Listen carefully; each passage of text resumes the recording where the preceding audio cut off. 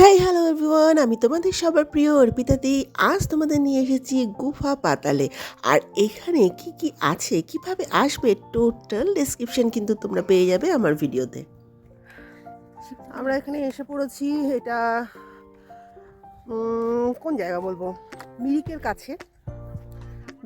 কাছে। এটা হচ্ছে পশুপতি পর্যন্ত যেতে হবে না, তার আগেই রুদ্রস।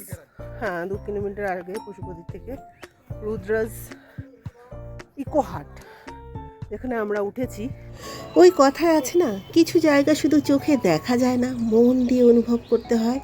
পাহাড়ের গভীরে দাঁড়িয়ে যখন চারপাশে শুধুই নীরবতা, তখন নিজের ভেতরের আওয়াজটা আরও পরিষ্কার শোনা যায়।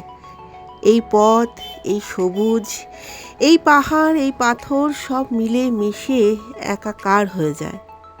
সব কিছু মিলিয়ে মনে হয় জীবনটা খুব সহজ হতে পারে।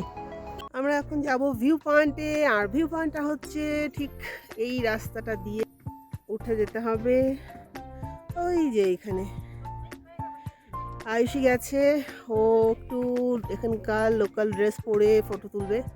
তো ড্রেস পরছে এখানে, 50 রুপিস করে ড্রেস এখানে রেন্ট পাওয়া যায়। তো 50 রুপিস দিয়ে ড্রেস রেন্ট নিয়ে রেডি হয়ে আয়ুষী আসছে। আসার পর তোমাদের দেখাচ্ছি যে কেমন লাগছে। ঠিক ওকে, আয়ুষী ইজ রেডি। ওয়াও, দেখি দেখি টাকা কেমন লাগছে দেখি। বহুত আচ্ছা, আই লাভ নেপাল। সো এখানে চলছে আয়ুষীর ফটোশ্যুট। এই যে ক্যামেরাম্যান ফোকাস করো। এখানে অনেক ছোট ছোট দোকান আছে, সেখানে তোমরা ড্রিঙ্কস থেকে শুরু করে সমস্ত কিছু খাবারই পেয়ে যাবে, যেমন মোমো, চাউমিন, এই সমস্ত কিছু পাবে। এই জিনিসটা আমার নতুন লেগেছিল, এটা শ্যাফোলা কি শ্যাফোলি এরকম একটা কিছু নাম ছিল, ভুলে গেছি নামটা। তো এই জিনিসটা ভীষণ টেস্টি ছিল, ভিতরে পুরো চিকেনের স্টাফিংস দেওয়া, পুরো এটা জিনিসটাকে ফ্রাই করে দিয়েছে। জুসি একটা ব্যাপার ছিল, তোমরা গেলে অবশ্যই এটা ট্রাই করো একবার, দারুণ খেতে। আসার সময় শিলিগুড়ি থেকে জাংশনেই তোমরা পেয়ে যাবে এখানে আসার শেয়ারিং কার। 250 করে পার হেড নেবে। আমরা 4টা সিট নিয়ে নিয়েছিলাম, 3জন মানুষ হওয়া সত্ত্বেও আরাম করে বসে আসবো জন্য।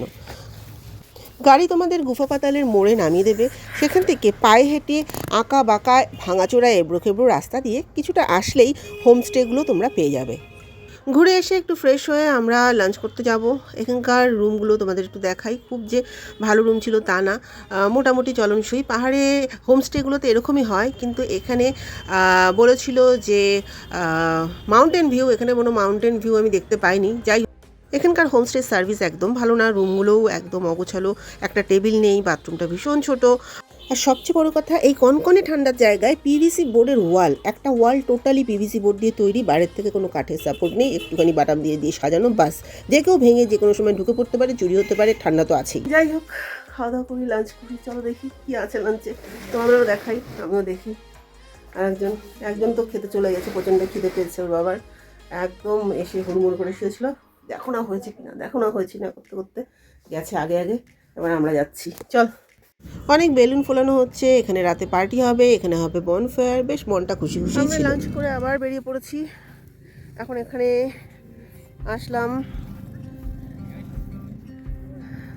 জাস্ট দেখো আমার পিছনটায় পুরো সুন্দর পাহাড়, মেঘ, পিছনে আয়ুষী কর্মকারও আছে। এখানে সানসেট অ্যান্ড সানরাইজ দুটোই খুব সুন্দর দেখা যায়। এখন হালকা দেখা যাচ্ছে তোমার কাঞ্চনজঙ্ঘাটা, আমি তোমাদের একটু দেখাই ক্যামেরাটা ব্যাক ক্যামেরা করে। আসলে মেঘে না পুরো ঢেকে আছে ব্যাপারটা, যার জন্য আমি যখন সকালে আসলাম তখন পরিষ্কার ছিল, পুরো ঢেকে গেছে। তো বাঙালির কাছে কাঞ্চনজঙ্ঘা তো একটা আলাদাই।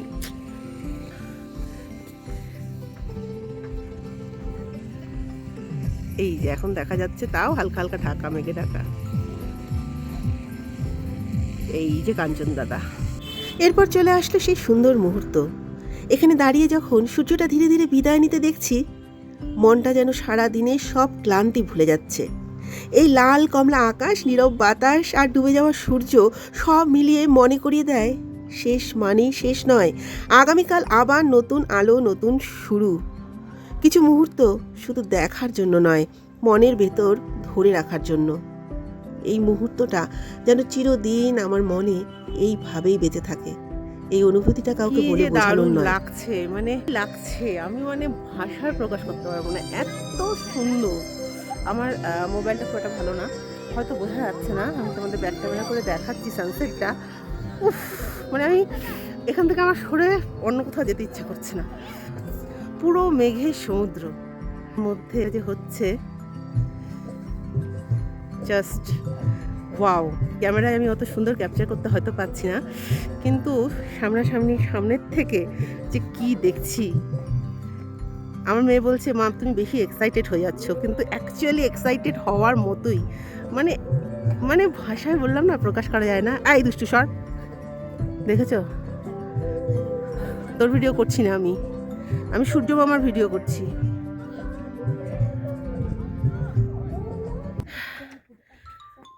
এই যে আমরা ঘুরে টুরে আসলাম, সানসেট দেখে এটাতে আছি। এই যে যাচ্ছে স্পাইডার গার্ল, দেখি স্পাইডার গার্ল একটু মুখটা। কেমন লাগলো সানসেট? ভালো লেগেছে? ঠিকঠাক, আচ্ছা। যাক, অনেকটা টাইম রিমাইন্ডে স্পেন্ড করা গেল ফ্যামিলির সাথে। সো ছুটি তো পাওয়া যায় না, 31st আর 1 তারিখটা আমরা একটু ছুটি কাটালাম। 1 তারিখ কালকে। সো সবাইকে হ্যাপি নিউ ইয়ার। এখন এখানে আরও অনেক কিছু বাকি। এই যে সব আমাদের পার্টির অ্যারেঞ্জমেন্ট হচ্ছে, বেলুনস লাগানো হয়েছে, লাইটস, পুরো পার্টির অ্যারেঞ্জমেন্ট চলছে। সো রাত্রে হবে পার্টি। তো ঠান্ডা এখানে, ওই বাবারি ঠান্ডায় আমি একবার পুরো জমে গেছি, এত ঠান্ডা লাগছে না। আয়ুষি, হ্যালো। ওই যে কম্বলের তলায় একমাত্র জয় হচ্ছে বাইরে বসে আছে এই ঠান্ডায়, তাও উইদাউট এনি আগুন। কোনো আগুন জ্বলছে না এখন পর্যন্ত। এখন মোটামুটি বাজছে হচ্ছে 7টা। তো জয় শুধু বাইরে, ঠান্ডায় বাইরে বসা যাচ্ছে না, পুরো ভিতরে এসে এখন আপাতত আমি আর মামাই তো রুমেই আছি। তো দেখি বাইরে বেরোবো কিনা, যদি আগুন জ্বলে তবেই বেরোবো, না হলে ক্ষমতাও নেই বাইরে বেরোনোর, এতটাই ঠান্ডা এখানে। ঠান্ডা কেমন? এখানে লাইট জ্বলছে, তোমার চোখে কিসের লাইট লাগছে? আমি সানগ্লাস পরলাম ফটো তোলার জন্য, এই যে সানগ্লাস পরলাম। আচ্ছা, তাহলে ঠান্ডা কিছুই না। তুমি তাহলে মাথাটা ঢাকতে বাধ্য হলে বলো? মাথা রাখলাম, এখন যদি ফট করে সর্দি কাশি লাগে তখন তো দোষ দিবা না। এই যে একটা খুশি কাট। নর্মালি যেসব জায়গায় আমরা 31স্টে গেছি, কোনো জায়গাতেই বোনফায়ারের জন্য কোনো রকম অ্যামাউন্ট চার্জ করে না, কিন্তু এখানে করছিল।